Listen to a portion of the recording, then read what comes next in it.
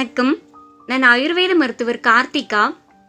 சளி, வறட்டு இருமல், காய்ச்சலுக்கு பிறகும் தொடரும் இருமல் இதெல்லாம் சரியாகணும் அப்படின்னா அதற்கு எளிய வழிமுறை இருக்கு.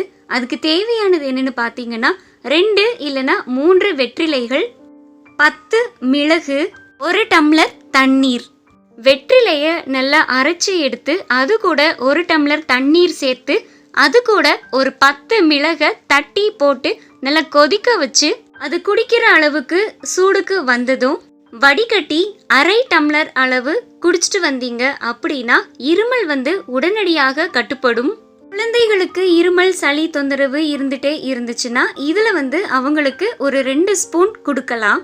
வெற்றிலைய அரைக்க முடியல அப்படின்னா அந்த வெற்றிலைய நீங்க கிள்ளி போட்டு கொதிக்க வச்சு கூட குடிச்சிங்க அப்படின்னா இருமல் கட்டுப்படும். இது குடிச்ச முதல் தடவையிலேயே இருமல் கட்டுப்படுறத நல்லா உணரலாம். வெற்றிலையை வைத்து இப்படி தண்ணீரை கொதிக்க வைத்து குடிக்கும்போது இருமல் முதல் தடவையிலேயே கட்டுப்படும். அதற்கு அப்புறமா சில தினங்கள் காலையிலையும் இரவுலையும் குடிச்சிங்கன்னா போதும். எவ்வளவு வறட்டு இருமலா இருந்தாலும் இது கட்டுப்படுத்தும். சிலருக்கெல்லாம் மூச்சு வாங்கும்போது காத்து தொண்டைக்குழியில படும்போதும் இருமல் தொடரும். சிலருக்கு பேசும்போதும் இருமல் வர மாதிரி நிலை இருக்கும். அந்த நிலைகள் இருக்கிறவங்கெல்லாம் வெற்றிலைய அரைச்சு அது கூட 10 மிளகை தட்டி போட்டு தண்ணீர் சேர்த்து கொதிக்க வச்சு ஆற வச்சு அதை வடிகட்டி குடிச்சாங்க அப்படின்னா உடனேயே இருமல் கட்டுப்படும்.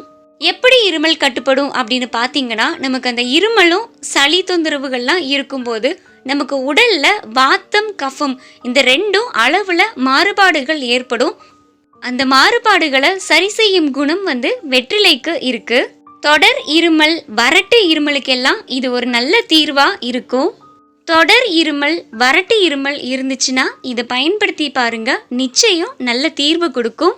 இந்த வீடியோ பிடிச்சிருந்துச்சுன்னா லைக் பண்ணுங்க, சப்ஸ்கிரைப் பண்ணுங்க. நன்றி.